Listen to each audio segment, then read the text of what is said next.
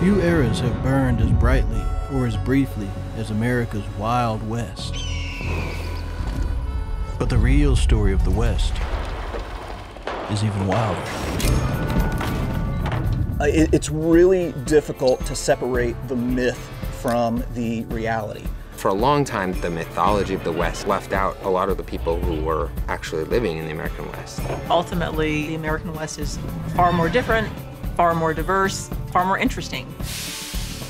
It's an age of colonial expansion and native resistance. To celebrate the Oregon Trail and the Santa Fe Trail are really to celebrate the demise of indigenous peoples. It was a time of violence and conquest. We should want to learn about its dirtiness and its grittiness and its complexities. A story of courage and true grit. This isn't an easy place to live. You can feel nature at its finest and also at its most brutal. A place where fortunes were made and lost.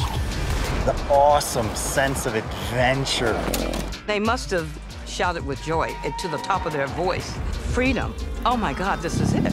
The true stories of the West were almost lost. A lot of people say they've never seen a black cowboy. Well, we've been there, we've been doing it.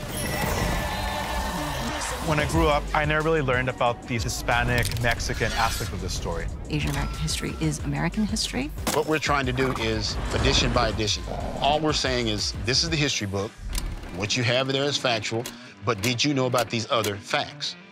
The real Wild West was one of the most influential and fascinating periods in American history.